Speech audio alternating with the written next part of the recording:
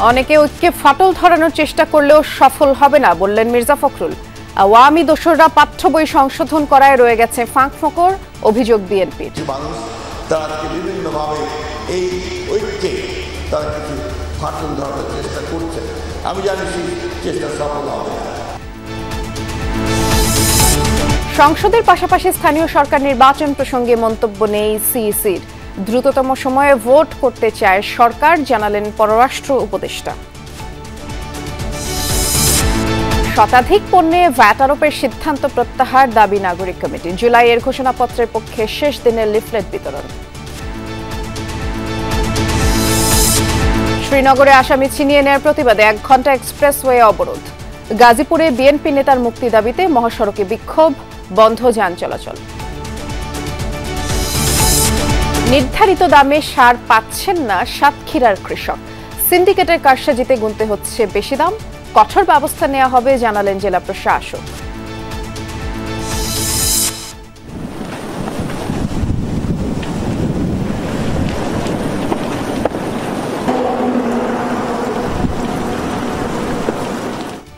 ক্যালিফোর্নিয়ায় এখনো নিয়ন্ত্রণহীন দাবানল, ধ্বংস 10,000-এর বেশি ঘরবাড়ি স্থাপনা।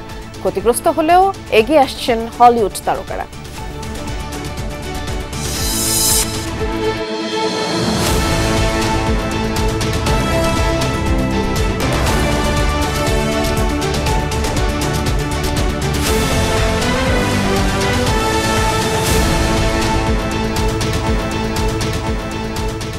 শুভেচ্ছা, দুপুরে বাংলাদেশে সবাইকে আমন্ত্রণ জানাচ্ছি। নুসরাত বৃষ্টির সাথে আছি।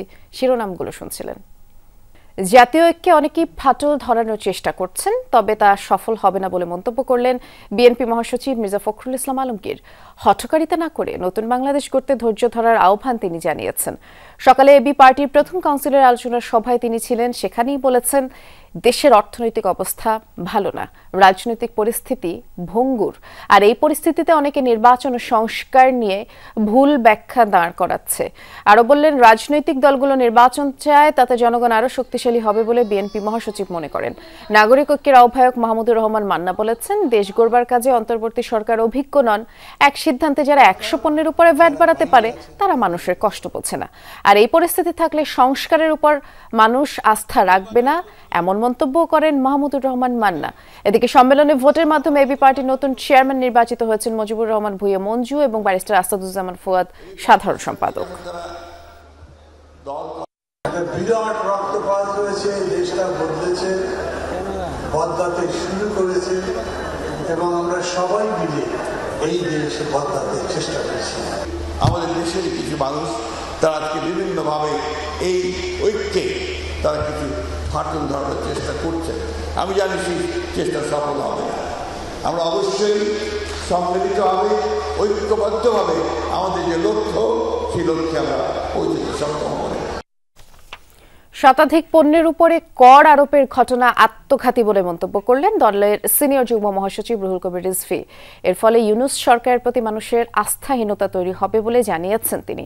ভয়ঙ্কর চাপে পড়বে সীমিত আয়ের মানুষ। সকালে নয়াপল্টনে সংবাদ সম্মেলনে রিজভী বলেছেন, 5 টাকার জায়গায় 15 টাকা কর বসানো সরকারের ভুল নীতি। এ সময় পাঠ্যপুস্তক সংশোধনীর সমালোচনা করেন বিএনপির এই নেতা। বলেন, আওয়ামী লীগের দোসররাই শেখ হাসিনার বয়ান লিপিবদ্ধ করেছে।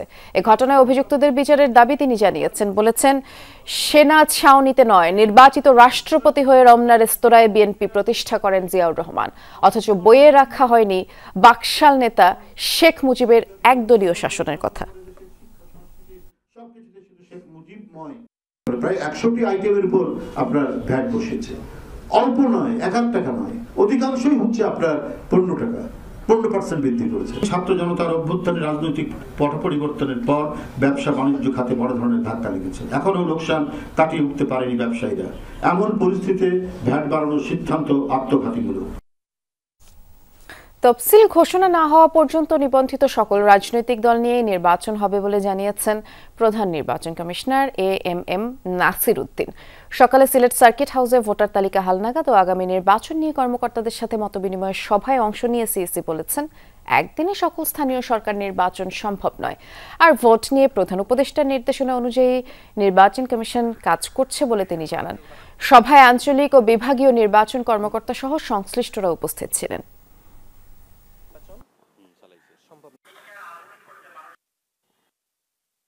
অনেকে বলছেন যে একদিনে সব লোকাল গভর্নমেন্টের নির্বাচন করার সুপারিশ কেউ কেউ করছেন। বিষয়টি আমরা পরীক্ষা করে দেখেছি, এটা কোনো মতেই সম্ভব নয়, এটা কোনো বাস্তবায়নযোগ্য কোনো পরামর্শ নয়। সময় আসুক, দেখবেন কারা কারা নিবন্ধিত অবস্থায় থাকে, যারা যারা থাকবে তাদের নিয়ে নির্বাচন করবে। দ্রুতই নির্বাচনের রোড ম্যাপ দেয়া হবে, এ ব্যাপারে আশাবাদী পররাষ্ট্র উপদেষ্টা তৌহিদ হোসেন। আর রোডম্যাপ ঘোষিত হলে বিনিয়োগকারীদের আস্থা ফিরবে বলেই মনে করেন তিনি। জানান, বড় রাজনৈতিক দলগুলোর বিভাজন শুধু দেশে নয়, বিদেশেও প্রবল। এর ফলে দেশের ভাবমূর্তি নষ্ট বলেও মন্তব্য করেন উপদেষ্টা।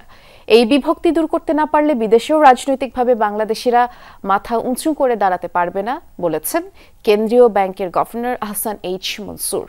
এখনো আগামী 4 মাসের রিজার্ভ আছে জানিয়ে আতঙ্কিত না হওয়ার অনুরোধ জানিয়েছেন তিনি। ব্র্যান্ডিং বাংলাদেশ নিয়ে সেমিনার আয়োজক সেন্টার ফর এনআরবি, সেখানে অংশ নেন বিভিন্ন দেশে থাকা প্রবাসী বাংলাদেশিরা। এই স্লোগানটাকে মুখে ধারণ করে আমরা আরো 1 বছর 2000। এ সময় দেশের সফলতা বা ব্যর্থতায় প্রবাসীরাও সমান আনন্দ বা কষ্ট পান বলে উল্লেখ করেন তারা। জানান, দলমতের বাইরে এসে দেশের উন্নয়ন অগ্রগতিতে অবদান রাখতে চান প্রবাসীরা। আপনাদের বুকে আঘাত লাগার সাথে সাথেই আপনাদের সন্তানদের বিদেশে প্রবাসী বাংলাদেশীদের বুকেও আঘাত লাগে। আলোচনায় উঠে আসে গেল আওয়ামী লীগ সরকারের সময় টাকা পাচারের প্রসঙ্গ। বিপুল পরিমাণ সেসব অর্থ ফেরাতে প্রবাসীদের সহায়তা চান বাংলাদেশ ব্যাংক গভর্নর। জানান, গেল 4-5 মাসে রেমিটেন্স এসেছে আগের যে কোনো সময়ের চেয়ে বেশি। টাকা পাচার বন্ধ ও ব্যাংকিং খাতে সুশাসন আসায় রিজার্ভ নিয়েও হতাশ না হওয়ার আশ্বাস দেন গভর্নর। এই 6 মাসে আমরা ডিসপাইট জুলাই আগস্টের ঘটনা প্রবাহ বাদ দিয়েও আমাদের রেমিটেন্স নেট বৃদ্ধি হয়েছে $3 বিলিয়ন, যেটা একটা বড় একটা অবদান রেখেছে। আমাদের এক্সপোর্ট বেড়েছে প্রায় $2.5 বিলিয়ন। তাই $5.5 বিলিয়ন কিন্তু আমাদের অনেক কাজে লেগেছে। প্যানিক হওয়ার কিছু নাই। বাংলাদেশের ফরেন এক্সচেঞ্জ রিজার্ভ এখনো 4 মাসের উপর আছে। বিদেশে থাকা বাংলাদেশিদের সফলতার গল্প অনেক, তবে এর বাইরে বিদেশ বিভুঁইয়ে রাজনৈতিক বিভাজন নিয়ে আক্ষেপ আছে অনেকের। সরকারের নীতি নির্ধারকরাও বড় দলগুলোর ব্যানারে প্রবাসীদের নানা কর্মকাণ্ডের সমালোচনা করেন। ভারতের প্রধানমন্ত্রী যখন আসেন তখন সে দেশের প্রধানমন্ত্রী হিসাবে তাকে বরণ করা হয়, এক পক্ষ সেখানে ইটপাটকেল দিয়ে দাঁড়িয়ে থাকে না। আমাদের কিন্তু এই কালচারটা থেকে বেরিয়ে আসতে হবে। এটা কিন্তু আমাদের দেশের সম্মানের জন্য খুবই ক্ষতিকর। কাজেই আমি আশা করব বিদেশে আমরা সবাই বাঙালি হিসাবে আমাদেরকে পরিচয় দেব। আমরা কোনো দল বা ব্যক্তি বা পরিবারের জন্য লবি করব না, বাংলাদেশের জন্য লবি করব। 2-3টে রাজনৈতিক দল বড় বড় আছে বাংলাদেশে, তারা হলো পৃথিবীর সবচেয়ে বড় রাজনৈতিক দল। আওয়ামী লীগ, বিএনপি এবং জামাত, জাতীয় পার্টি ও ক্ষেত্র বিশেষে তাদের সমস্ত বিশ্বের শাখা আছে এবং তারা এই বাংলাদেশের এখানে রাজনীতিতে যেমন এই 2 দল বা 3 দল প্রচণ্ড শত্রু ভাবাপন্ন, একই রকম শত্রুভাবাপন্ন আমাদের এক্সপেক্টেড যারা আছেন তাদের যে দল, এই দলের যে ব্রাঞ্চগুলি আছে সেগুলো। অন্তর্বর্তী সরকার দায়িত্ব নেয়ার পর ভারতীয় মিডিয়া ও দেশটির প্রবাসীরা বাংলাদেশ নিয়ে পরিকল্পিত অপপ্রচার চালাচ্ছে বলে অভিযোগ করেন পররাষ্ট্র উপদেষ্টা। এসব মোকাবেলায় প্রবাসী বাংলাদেশিদের সহায়তাও চান তিনি। ভারতের মিডিয়ার যে রোল এবং যে অ্যাকসেপ্টেবিলিটি আছে সেটা আমরা জানি, যে তাদের যে রিচ আছে সেটা আমরা জানি, এবং তাদের যে বক্তব্য সেগুলোকে কিন্তু ভারতীয় ডায়াসপোরা পিক আপ করছে। উপদেষ্টা বলেন, জুলাই গণঅভ্যুত্থানের পর বিদেশি বিনিয়োগ স্বাভাবিকভাবেই একটু ধীর গতির, তবে নির্বাচনের ঘোষণা আসলেই তাতে গতি আসবে বলে বিশ্বাস করেন তিনি। রাজনৈতিক একটা অনিশ্চয়তা যখন দেখেন কেউ, তখন সেখানে কিন্তু ইনভেস্ট করতে আসতে চান না সহজে কেউ। কাজে এটা আমাদের জন্য একটা কঠিন কাজ সামনে। আশা করছি যে খুব তাড়াতাড়ি একটি রোডম্যাপ এসে যাবে, তখন সহজে আস্থা ফিরে আসবে আমাদের যে বিদেশি বিনিয়োগকারীরা আছেন।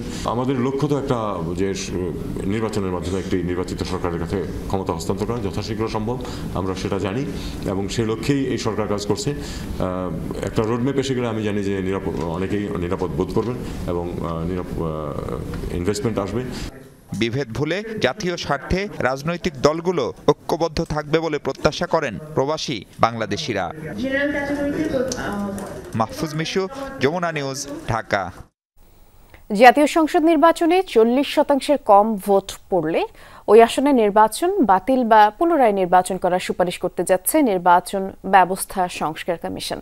ক্ষমতার ভারসাম্য রক্ষায় রাষ্ট্রপতি নির্বাচনের পদ্ধতি পরিবর্তনেরও প্রস্তাব করা হবে। নির্দলীয় ব্যক্তিকে রাষ্ট্রপতি পদে নিয়োগের বিষয়টি গুরুত্বের সাথে বিবেচনা হচ্ছে বলে জানিয়েছেন সংস্কার কমিশনের সদস্যরা, এবং রাষ্ট্রপতি নির্বাচিত হবেন জনপ্রতিনিধিদের ভোটে। বাকিটা জানাবেন সহকর্মী লাভলি বিথি। ক্ষমতাচ্যুত আওয়ামী লীগ সরকারের আমলে বিগত ৩টি সংসদ নির্বাচন ভোটার উপস্থিতি ও ভোটের হার ছিল প্রশ্নবিদ্ধ। ২০১৪ সালের নির্বাচনে ১৫৩টি আসনে ভোট হয়নি। বাকি ১৪৭টি আসনে ভোটার হার দেখানো হয়েছিল ৪০%। রাতের ভোট হিসেবে বিতর্কিত একাদশ সংসদ নির্বাচনে ভোটের হার ছিল ৮০%, আর দ্বাদশ সংসদ নির্বাচনে ৪১.৮%। কাগজে কলমে ভোটের এই হার দেখানো হলেও বেশিরভাগ ভোটারই ভোট দিতে পারেনি। তাই ছাত্র জনতার গণ অভ্যুত্থানের পর নির্বাচন ব্যবস্থা সংস্কারের দাবি ওঠে। সে অনুযায়ী নির্বাচন সংস্কার কমিশন ইসিকে শক্তিশালী করা সহ ভোট বাতিলের ক্ষমতা, নির্বাচনে আদালতের অযাচিত হস্তক্ষেপ বন্ধ, আরপিওতে সেনাবাহিনীর ম্যাজিস্ট্রেসি ক্ষমতা স্বয়ংক্রিয়ভাবে অন্তর্ভুক্ত করার প্রস্তাবনা তৈরি করেছে। প্রস্তাবনায় থাকছে ভোটের হারের নির্দিষ্ট করার বিষয়টিও। না ভোট যদি বিজয়ী হয় তাহলে সেখানে আবার বাই ইলেকশন দেওয়া, তো পুরো ভোট ওই আসনে বাতিল হয়ে গিয়ে বাই ইলেকশন দেওয়া, একটা সার্টেন পার্সেন্টেজ অফ ভোট আসতে হবে, তা না হলে ভোট বর্জন করছে কেন মানুষ সেখানে, সেটাও একটা ব্যাপার আছে। তো সেরকম আমরা একটা পার্সেন্টেজ চিন্তা করছি, কয়েকটা পার্সেন্টেজ নিয়ে কথা হচ্ছে। শুধুমাত্র যে আসনে নির্দিষ্ট পরিমাণ ভোটের কম ভোট পড়বে সেখানে ভোটটি বাতিল করে পুনর্নির্বাচন দেওয়ার কথা ভাবা হচ্ছে, এরকম একটা প্রস্তাবনা থাকতে পারে। পার্সেন্টেজ আনুমানিক কেমন হবে? 40 বা 50%। রাষ্ট্রপতি নির্বাচনের পদ্ধতি সংস্কারের প্রস্তাবও করবে কমিশন। সদস্যরা বলছেন, রাষ্ট্রপতি পদ নিরপেক্ষ হলেও দলীয় ব্যক্তিকে নির্বাচিত করায় স্বজনপ্রীতি এবং দলের প্রতি আনুগত্য প্রকাশ করেন তারা। প্রধানমন্ত্রীর একক ক্ষমতা নিয়ন্ত্রণে নির্দলীয় ব্যক্তিকে রাষ্ট্রপতি পদে নির্বাচনের সুপারিশ করবে সংস্কার কমিশন। প্রার্থী মনোনয়ন নির্দলীয় হতে হবে, তারপরে হচ্ছে গিয়ে পদ্ধতি। সুতরাং সব দিক থেকেই, এবং এটার মূল কারণ হচ্ছে গিয়ে চেকস অ্যান্ড ব্যালেন্সটা বাড়ানো। তো মোটামুটি ৬০-৬৫ হাজারের একটা ইলেকটোরেট কলেজ সর্ট অফ, যে সব লোকালি ইলেক্টেড অফিসিয়ালস ইনক্লুডিং উপর এবং আপার হাউস এবং লোয়ার হাউসের 2/3, এইটা একটা পদ্ধতি আছে। এই পদ্ধতিটা আমরা চিন্তা করছি। এইরকম বহু রকম দলীয় নির্দলীয় অনেক রকম প্রস্তাব আছে, এগুলো আমরা সবগুলো পর্যালোচনা করছি, যাতে যারাই নির্বাচিত হয় তাদের জন্য দায়িত্ব থাকবে, ওটা পরবর্তীতে নির্বাচনের পরে যারা এই ক্ষমতায় আসে তাদের দায়িত্ব হবে সেটা বাস্তবায়ন করা। সংস্কার প্রস্তাব বাস্তবায়নে নির্বাচিত সরকার যেন পিছুটা না দেয়, এজন্য জাতীয় সনদ করার কথা জানালেন নির্বাচন সংস্কার কমিশন প্রধান। নতুন সংসদের মাধ্যমে এগুলো বাস্তবায়ন করতে হবে। লাভলি বিথি, যমুনা নিউজ, ঢাকা। শতাধিক পণ্যের উপরে ভ্যাট আরোপের সিদ্ধান্ত থেকে অবিলম্বে সরে আসতে অন্তর্বর্তী সরকারের প্রতি আহ্বান জানিয়েছেন জাতীয় নাগরিক কমিটির সদস্য সচিব আখতার হোসেন। রাজধানীর বাংলা মোটরে ভ্যাট শুল্ক বৃদ্ধির অধ্যাদেশ এবং টিসিবির ট্রাকসেল কর্মসূচি বন্ধের প্রতিক্রিয়ায় এক সংবাদ সম্মেলনে এই আহ্বান জানিয়ে তিনি বলেছেন, IMF এর শর্ত মানতে গিয়ে এমন কিছু করা যাবে না যেন সরকারের উপরে মানুষ আস্থা হারায়, আর নির্বাচিত সরকার ছাড়া সংস্কার সম্ভব নয়। বিএনপির এমন বক্তব্যের সাথে তিনি দ্বিমত প্রকাশ করে বলেন, তড়িঘড়ি করে নির্বাচনের মধ্যে যাওয়া ঠিক হবে না। এ সময় তিনি একটা যৌক্তিক সময়ের মধ্যে নির্বাচনের দাবি জানান। এছাড়াও জুলাই ঘোষণাপত্র জারির সময় নির্ধারণ না হওয়ায় ক্ষোভ প্রকাশ করেন আখতার হোসেন। আমরা দেখেছি এই দেশের নাগরিক কিভাবে ট্রাকের পিছনে 5 টাকা 10 টাকা কমে চাল, ডাল, তেল, চিনি কেনার জন্য ঘন্টার পর ঘন্টা লাইনে দাঁড়িয়ে থাকে। এই ধরনের প্রান্তিক মানুষদের রাষ্ট্রের কাছ থেকে ন্যূনতম যে অধিকার, তাও ট্রাকসেল বন্ধ করার ঘোষণার মাধ্যমে কেড়ে নেওয়া হয়েছে। আমরা কল্পনা করতে পারি না জনগণের প্রতি কতটা দায়হীন অনুভব করলে সরকার এমন সিদ্ধান্ত নিতে পারে। জুলাইয়ের ঘোষণাপত্রের পক্ষে জনসমর্থন আদায়ের আজই শেষ দিন। আজও বিভিন্ন স্থানে লিফলেট বিতরণ করছে বৈষম্য বিরোধী ছাত্র আন্দোলন ও জাতীয় নাগরিক কমিটি। সকালে লক্ষ্মীপুরের উত্তর তেমুহনী এলাকা থেকে এই কার্যক্রম শুরু হয়। শহরের বিভিন্ন গুরুত্বপূর্ণ পয়েন্টে তারা লিফলেট বিতরণ করেন। জুলাই অভ্যুত্থানে শহীদদের রাষ্ট্রীয় স্বীকৃতি, আহতদের সুচিকিৎসা সহ 7 দফা দাবি তুলে ধরা হয়। আর দাবি আদায় না হলে কঠোর আন্দোলনের হুঁশিয়ারিও দেওয়া হয়েছে। আমরা কিন্তু এটা ভয় পাই না। এদিকে টাঙ্গাইলে জুলাই অভ্যুত্থানে আহতদের সাথে মতবিনিময় সভা অনুষ্ঠিত হয়েছে।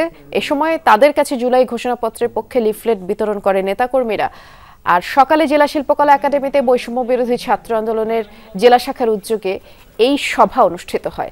এছাড়া মুন্সিগঞ্জ সিরাজদিখানে নিমতলা বাসস্ট্যান্ড চত্বর থেকে লিফলেট বিতরণ কর্মসূচিও শুরু করা হয়। মাদারীপুরে বৈষম্য বিরোধী ছাত্র আন্দোলন ও জাতীয় নাগরিক কমিটির নেতাকর্মীরা জেলার শিবচর ৭১ সড়ক থেকে কার্যক্রম শুরু করেন।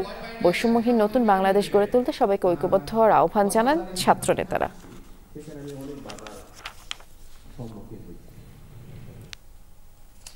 মুন্সিগঞ্জের শ্রীনগর থানা থেকে বিএনপি নেতাকে ছিনিয়ে নেয়ার প্রতিবাদে ঢাকা মাওয়া এক্সপ্রেসওয়ে ১ ঘণ্টা অবরোধ করে রাখে শিক্ষার্থীরা। পরে প্রশাসনের আশ্বাসে তারা কর্মসূচি প্রত্যাহার করে। ৩ ঘণ্টার মধ্যে জড়িতদের আইনের আওতায় আনার আলটিমেটামও দেন শিক্ষার্থীরা। আর এর আগে সকাল ১১টার দিকে মিছিল নিয়ে ধলেশ্বরী টোল প্লাজার সামনে শিক্ষার্থীরা জড়ো হন, ব্যারিকেড বসিয়ে এক্সপ্রেসওয়ে অবরোধ করেন। এতে মহাসড়কে যানবাহন চলাচল বন্ধ হয়ে যায়। এজাহারভুক্ত আসামিকে ছিনিয়ে নেওয়ার সাথে জড়িতদের শাস্তির দাবিও জানিয়েছে আন্দোলনকারী শিক্ষার্থীরা।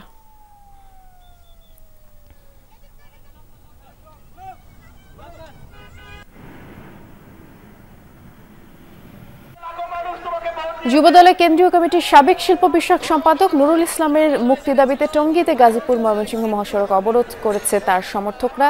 সকালে কলেজ গেট এলাকায় তারা অবস্থান নেন, এতে করে চলাচল বন্ধ হয়ে যায়। ২ ঘণ্টা পর আন্দোলনকারীরা অবরোধ তুলে নেয়। প্রায় ২ যুগ ধরে আহসানুল্লাহ মাসুর হত্যা মামলায় কারাগারে আছেন নুরুল ইসলাম।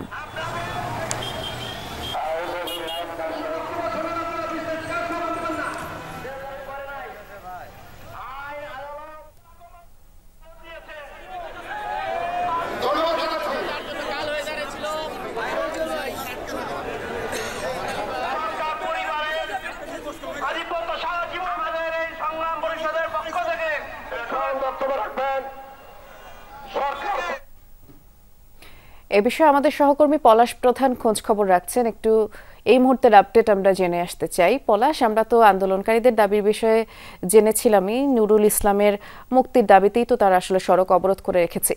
এছাড়া আর কি তারা বলছে সেটি জানাবেন, এবং মহাসড়কে তো অনেকক্ষণ যাবতই যান চলাচল বন্ধ হয়ে গেছে, এখনকার কি আপডেট আছে আপনার কাছে? নুসরাত, এই ঘটনাকে কেন্দ্র করে অর্থাৎ সকাল 10:30 থেকে 12:30 পর্যন্ত 2 ঘন্টা ব্যাপী কিন্তু তারা মহাসড়কে আন্দোলন করছিল। এত করে কিন্তু ঢাকা সিলেট এবং ঢাকা টাঙ্গাইল সড়কে কিন্তু ব্যাপক যানজট সৃষ্টি হয়েছে। আমি যদি ঢাকা ময়মনসিংহ মহাসড়কের কথা বলি, সেক্ষেত্রে বলবো যে এখন পর্যন্ত যদি একটু চিত্রটি একটু দেখায়, যে ঢাকা ময়মনসিংহ মহাসড়কের চিত্র, সেক্ষেত্রে বলবো যে এখন পর্যন্ত কিন্তু মহাসড়কের তীব্র থেকে তীব্র আকারে যানজট সৃষ্টি হয়েছে, যে কারণে কিন্তু এখনও যে যাত্রীরা তারা কিন্তু যেখানে রয়েছে সেখানে কিন্তু রয়েছে। প্রায় 3 ঘন্টা অতিবাহিত হয়েছে, এখনও কিন্তু মহাসড়কে কিন্তু অবস্থান হচ্ছে। কোথাও কোথাও তারা বিকল্প সড়কে যাওয়ার চেষ্টা করছে। তবে যারা মূলত আজকে দাবি নিয়ে যারা নেতাকর্মীরা আসছিল, তারা কিন্তু এখন পর্যন্ত কিন্তু মহাসড়কে অবস্থান নিয়েছে। তারা বলছিল যে যতক্ষণ পর্যন্ত এই মুক্তির বিষয়ে তারা চূড়ান্ত না হবে, ঠিক ততক্ষণ পর্যন্ত তারা প্রতিদিন তারা এভাবেই ঢাকা ময়মনসিংহ মহাসড়কে আন্দোলন করবে। আন্দোলন করেই তারা মুক্তির যে নিশ্চিত করবে, এমনটাই কিন্তু জানিয়েছিল নেতাকর্মীরা। বৃষ্টি, ধন্যবাদ পলাশ, আপনি বিস্তারিত জানাচ্ছিলেন আমাদের। 3 মাসের মধ্যে সকল জেলা হাসপাতালের পাশাপাশি সিটি কর্পোরেশন এলাকার সব সরকারি হাসপাতালে চালকদের ডোপ টেস্ট চালুর নির্দেশ দিয়েছেন সড়ক পরিবহন ও সেতু মন্ত্রণালয়ের উপদেষ্টা মোহাম্মদ ফাউজুল কবির খান।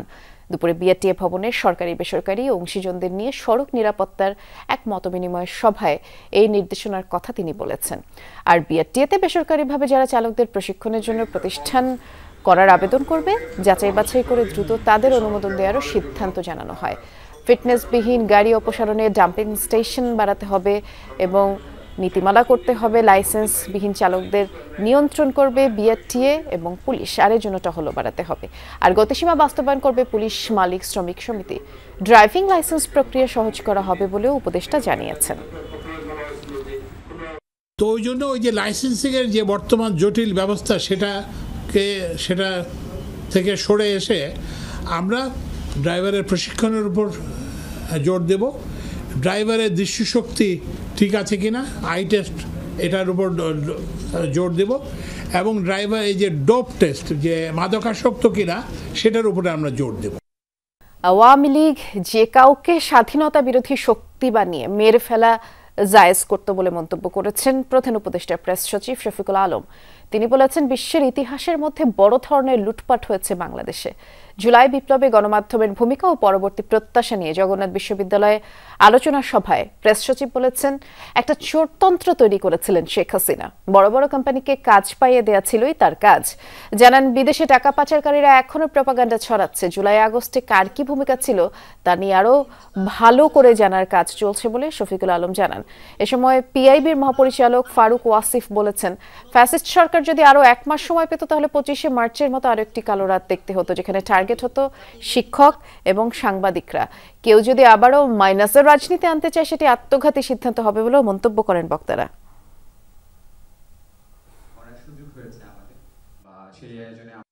সাংবাদিকদেরকে তাদের স্বাধীনতায় হাত দেওয়া যাবে না। এখন এমন হতে আপনি এখন সুমুখভাবে আছেন নতুন বাংলাদেশের নির্মাণে, আপনি বড় একটা সৈনিক। আপনার অ্যাক্টিভিস্টরাই দেখা গেল যে এমন কিছু করছে যেটা নতুন বাংলাদেশের ড্রিমের সাথে যায় না। তো সাংবাদিকরা অবশ্যই তো তাকে এটা নিয়ে রিপোর্ট করবে। আপনি ওই রিপোর্টটাকে এমব্রেস করার, ওই রিপোর্টটাকে মেনে নেওয়ার মানসিকতা আপনার তুলতে হবে, নাহলে আমরা নতুন বাংলাদেশ তৈরি করতে পারবো না।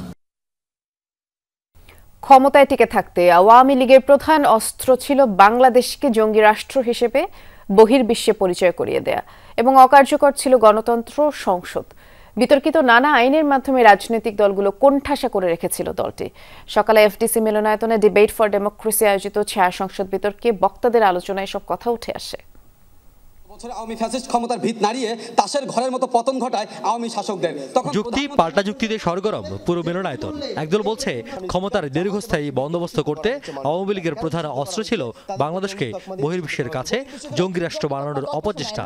আরেকদল বলছে শুধু জঙ্গিবাদ নয়, আমলাতন্ত্র আইন প্রয়োগকারী সংস্থার বলগাহীন ক্ষমতায়নে বছরের পর বছর উতরে গেছে আওয়ামী লীগ। তারা ভারতকে দেখায় যে জঙ্গি দমনের জন্য আমাদেরকে প্রয়োজন। যখনই আন্দোলন তুঙ্গে ওঠে তখনই জঙ্গিবাদের নাটক সাজানো হয়। মুক্তিযুদ্ধ সপক্ষ বিপক্ষকে বিকৃত করে চেতনা, নির্বাচনী ব্যবস্থাকে পুলিশ প্রশাসন, বিচার বিভাগ গুম খুন হাতিয়ার বানিয়ে শুধুমাত্র জঙ্গি তকমার মতো একটা ছেলে খেলা নাটক দিয়ে আওয়ামী লীগ সরকার ক্ষমতায় টিকে ছিল না। মাননীয় স্পিকার, বিতর্ক প্রতিযোগিতায় অতিথি ছিলেন সুপ্রিম কোর্টের আইনজীবী শিশির মনির। বলেন, হোলি আর্টিজান 21 আগস্টের মতো মামলায় প্রকৃত সাক্ষ্য প্রমাণ ছাড়া কল্পকাহিনীর ভিত্তিতে রায় দিতে বাধ্য করেছে আওয়ামী লীগ।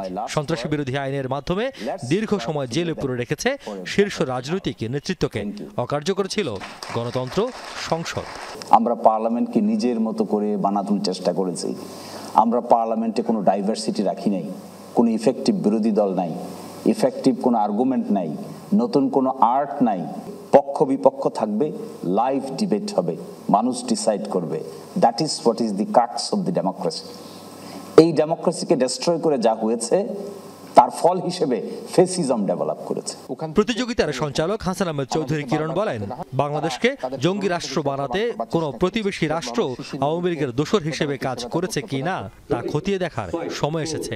আমি আবেদন করতে চাই, বাংলাদেশে কতজন ব্যক্তিকে ক্রস ফায়ারে হত্যা করা হয়েছে, কতজন ব্যক্তিকে আমাদের এই জঙ্গি নামে হত্যা করা হয়েছে, তার জন্য একটা কমিশন গঠন করা হোক, এবং এই জঙ্গি নামে যাদেরকে হত্যা করা হয়েছে তাদের তালিকা এবং ক্রস ফায়ারে যাদেরকে হত্যা করা হয়েছে তাদের তালিকা তৈরি করে জনগণের সামনে উন্মোচন করে এই কমিশন আর তাদের বিচারের ব্যবস্থা করবে যারা এই জঙ্গি এবং ক্রস ফায়ারে হত্যার জন্য দায়ী ছিলেন।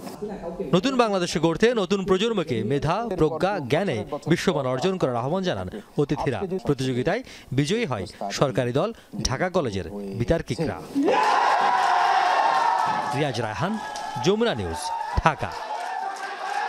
সরকার বিপুল অঙ্কের ভর্তুকি দিয়ে ডিলারের মাধ্যমে সার পৌঁছে দিচ্ছে কৃষকের নাগালে। মূল্যও থাকে নির্ধারিত, তবে সেই দামে সার পাচ্ছেন না সাতক্ষীরায় কৃষকরা। বাড়তি দামে কিনতে হচ্ছে। সিন্ডিকেট করে কৃষকের পকেট থেকে লুট করা হচ্ছে কোটি কোটি টাকা, যাকে অবিশ্বাস্য বলছে কৃষি বিভাগ। যমুনা টেলিভিশনের অনুসন্ধানে বছরে সাতক্ষীরার কৃষকের পকেট থেকেই প্রায় ৩৯ কোটি টাকা লোপাটের প্রমাণ মিলেছে। উপকূলীয় জেলা সাতক্ষীরায় কৃষি জমির পরিমাণ প্রায় ১,৪০,০০০ হেক্টর। কৃষি পরিবার ৪,১৭,০০০। জেলায় সরকার নির্ধারিত বিএডিসি 118, বিসিআইসি 81 ও ইউনিয়নের ওয়ার্ড ভিত্তিক রয়েছে 672 জন সাব ডিলার। কৃষি বিভাগের দাবি, এসব ডিলারের মাধ্যমে ন্যায্য মূল্যের সার কৃষকের কাছে পৌঁছে দিচ্ছে তারা। বলছেন, সরকার নির্ধারিত মূল্য 27 টাকায় ইউরিয়া ও টিএসপি, ডিএপি 21 টাকা, এমওপি বা পটাশ 20 টাকায় কিনতে পারছেন কৃষক। সরকার ভর্তুকি মূল্যে নির্ধারিত যে ডিলার, বিসিআইসি ডিলার আছে, তাদের কাছে সার দিয়ে থাকে। আমরা সেটা মনিটরিং করি এবং সেটা যাতে নির্ধারিত মূল্যে বিক্রি হয় সেই দিকে আমরা খেয়াল রাখি। এবার মাঠে যাচাইয়ের পালা। সদর উপজেলার মৃগীডাঙ্গা গ্রামের কৃষক ওসমান গনি জানতে চাই, সার কিনলেন কত টাকায়? দুখান সার নিয়েছি 3 এশিয়া টিএসপি 1938 সার নিয়েছি 2 খান। ও লোক তো বলছিল যে আমি 39 টাকা করে বিক্রি করছি, তা তুমি সব আস্ত নিচ্ছ তো, তাই তোমার কাছে একটু কম যাচ্ছে। কৃষক ওসমান গনিকে নিয়ে দোকানে হাজির আমরা, বুঝে নিতে চাই 27 টাকার টিএসপি 38 টাকায় বিক্রির কারণ। কেজি 38 টাকা পড়ে। আমরা আনি ওই ডিলারের কাছ থেকে, এখান থেকে।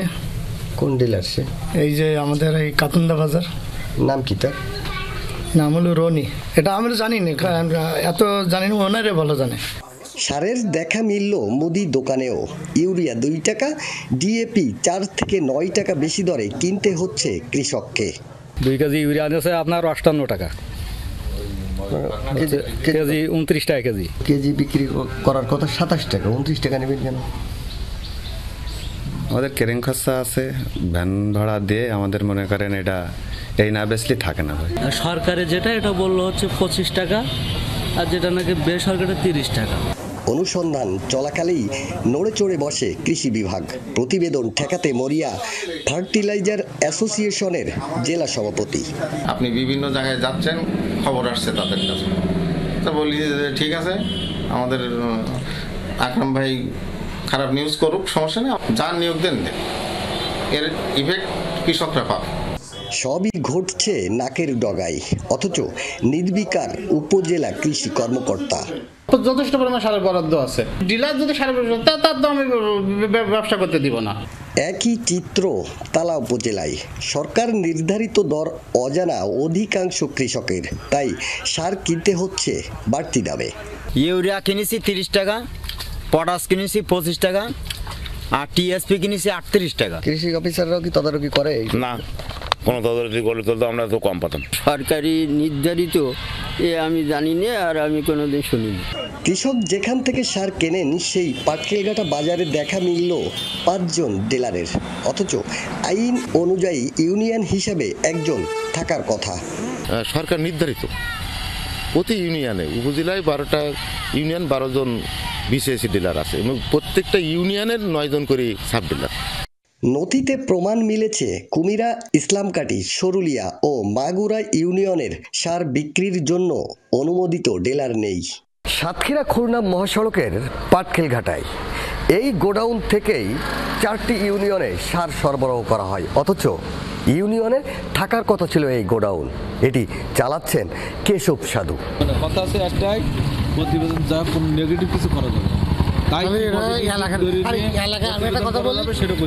কৃষি বিভাগ ও কৃষকের কাছ থেকে পাওয়া তথ্যের হিসাবে দেখা যায়, সার ডিলার সিন্ডিকেট বছরে লুটে নিচ্ছে প্রায় 39 কোটি টাকা।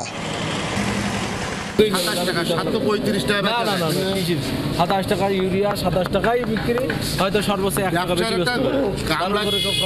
খাওয়া যায়, সুশি খাই, কামলাই খাই না, কামলাই খাচ্ছে সব, কৃষকের শেষ।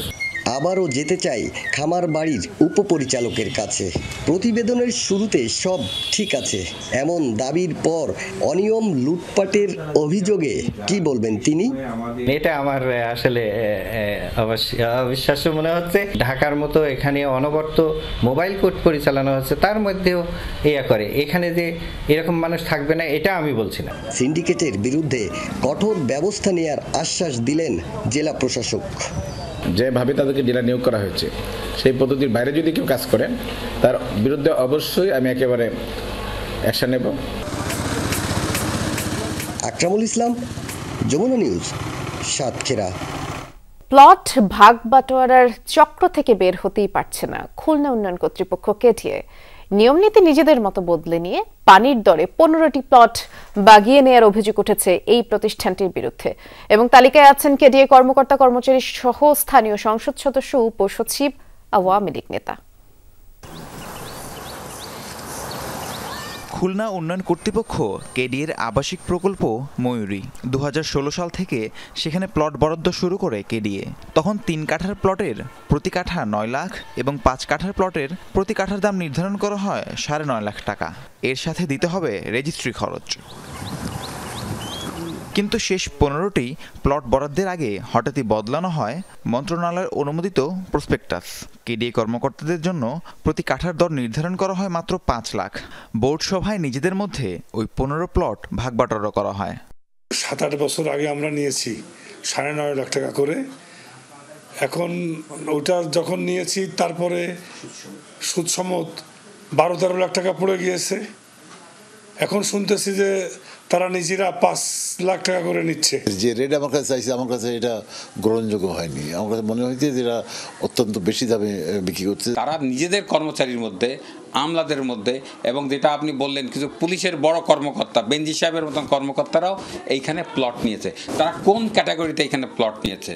শুধু প্লটের দাম কমানোই নয়, মর্জিমাফিক নীতিমালা বদলানোর ঘটনাও ঘটেছে কেডিএর বোর্ড সভায়। প্রেষণে নিয়োজিত কর্মকর্তারা 1 বছর চাকরির মেয়াদেই সুবিধা ভোগ করতে পারবেন, এমন সিদ্ধান্ত নেওয়া হয় বোর্ড সভায়। এরপর তা আরেক দফায় বদলানো হয়। নতুন নীতি অনুযায়ী প্রেষণে কেডিএতে যুক্ত হলেই মিলবে প্লট। উদ্ভট এই নীতির কারণে অনেকেই বদলি হয়ে বনেছেন প্লট মালিক। বোর্ড তখন মনে করেছে 1 বছরের প্রেষণের জন্য একটা লিমিটেশন থাকা উচিত। পরবর্তী বোর্ড মনে করেছে যে না, এটা হয়তো রিজিড। আমি বলছি না এটাই হয়েছে, বোর্ড হয়তো মনে করেছে এটা রিজিড, এটা আমরা হয়তো এটা ওপেন করতে পারি। সরকারের কোটি টাকা ক্ষতি করে ভাগবাটোয়ারা করা এসব প্লট বরাদ্দ বাতিল এবং সংশ্লিষ্টদের আইনের আওতায় আনার দাবি জানিয়েছেন নাগরিক নেতারা। তবে কেডিএর বক্তব্য সবই হয়েছে আইন মেনে। প্লট নিয়েছে এরকম অজ্ঞাত করে যদি করে থাকে সেগুলোকে আইডেন্টিফাই করা, সেই প্লটগুলো বাতিল করা এবং তার বিরুদ্ধে ক্রিমিনাল প্রসিডিওরে আইনে সোপর্দ করা। বিধি মেইনটেইন করেই এবং কোটা যে পার্সেন্টেজ সেটাকে মেইনটেইন করেই আমরা বিধিগতভাবে বোর্ড সভায় উপস্থাপন পূর্বক বৈধভাবেই এই প্লটগুলো বরাদ্দ দিয়েছে। এখানে বিধির বাইরে কোনো কিছুই করা হয়নি। প্রায় 88 একর জমিতে গড়ে তোলা ময়ূরী আবাসিক এলাকায় 274টি 5 কাঠার প্লট এবং 387টি 3 কাঠার প্লট রয়েছে। রাহিম সারোয়ার, যমুনা নিউজ। মৌলভীবাজারে বসবাসরত 26টি ক্ষুদ্র নৃগোষ্ঠী সম্প্রদায়ের মানুষদের নিয়ে 3 দিনব্যাপী সাংস্কৃতিক অনুষ্ঠান চলছে। নাচ, গান, খাবার পরিবেশন সহ নানান আয়োজন রয়েছে। সেই অনুষ্ঠানের কিছু দৃশ্য এবারে দেখে নেব।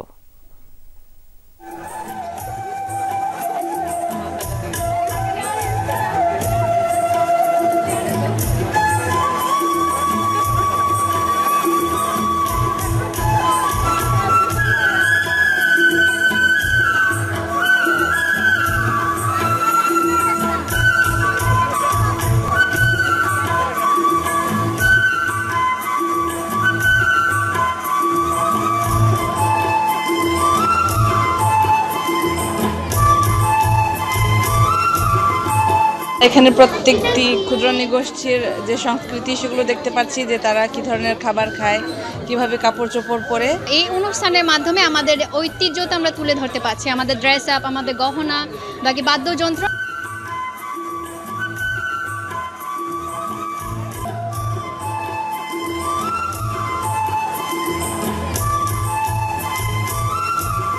আমাদের দাদা দাদিদের ব্যবহৃত জিনিসপত্র এবং বর্তমান যুগের ব্যবহৃত জিনিসপত্র আমরা প্রদর্শন করতে পেরে নিজেকে গৌরবান্বিত মনে করছি। মৌলভীবাজার জেলার যে জাতিগোষ্ঠী রয়েছে তাদের জীবন মান যাতে মানুষ দেখতে পারে, তাদের খাবার, পণ্য, কালচার কি আছে সেই বিষয়গুলো যেহেতু কোনো ডকুমেন্টেশন নাই, আমরা চাচ্ছি এই প্রোগ্রামের মাধ্যমে একটা ডকুমেন্টেশন করার জন্য।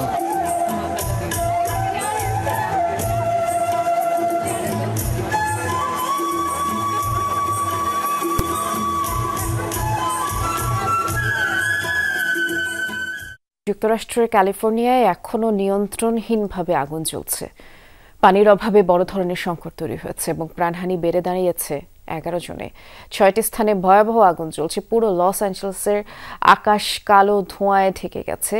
সেখানে জরুরি স্বাস্থ্য সতর্কতাও জারি করা হয়েছে। প্যালিসেড ও অ্যাটনে শুক্রবার সামান্য বাতাসের তীব্রতা কমেছে, তাই কিছুটা সামনে এগোনোর সুযোগ পেয়েছেন ফায়ার সার্ভিস কর্মীরা। তবে কয়েকটি এলাকার বাসিন্দাদেরই সরে যাবার নির্দেশ দেওয়া হয়েছে। এই দাবানলে 3 দিনে 10,000-এর বেশি ঘরবাড়ি এবং স্থাপনা ধ্বংস হয়েছে। প্রায় 2 লাখ বাসিন্দা বাস্তুচ্যুত হয়েছে। বিভিন্ন স্থানে লুটপাট হওয়ার ঘটনায় রাত্রিকালীন কারফিউ জারি করা হয়েছে।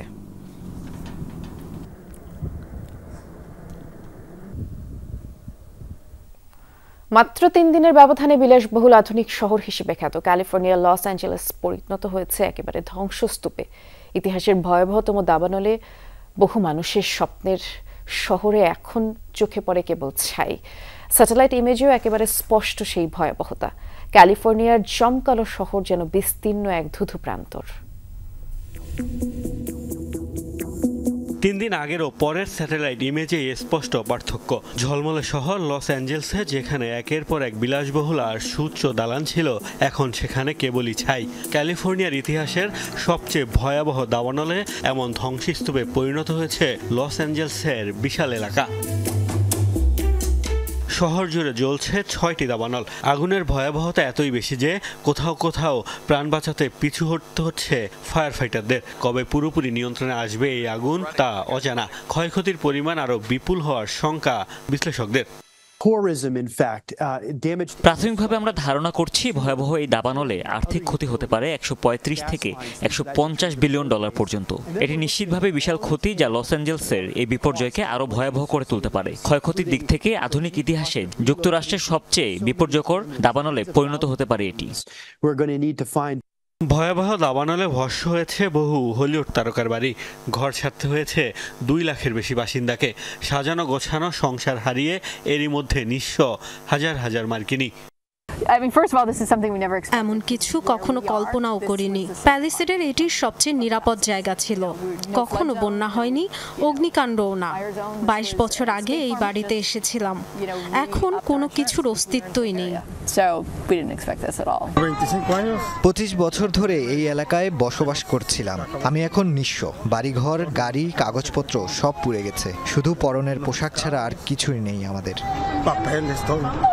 কেন্দ্রীয় সরকার বলছে দাবানল মোকাবেলায় প্রস্তুত রয়েছে সামরিক বাহিনীর সদস্যরা। ক্যালিফোর্নিয়ার স্থানীয় প্রশাসন সহায়তা চাইলেই পাঠানো হবে তাদের। আমাদের প্রতিরক্ষা মন্ত্রী পরিস্থিতি গভীরভাবে পর্যবেক্ষণ করছেন। ফেডারেল সরকারের 500 সামরিক সদস্য ও 10টি নেভি হেলিকপ্টার সহায়তার জন্য প্রস্তুত রাখা হয়েছে। রাজ্য সরকারের পক্ষ থেকে সহায়তা চাওয়ার সাথে সাথেই আমরা পদক্ষেপ নেব।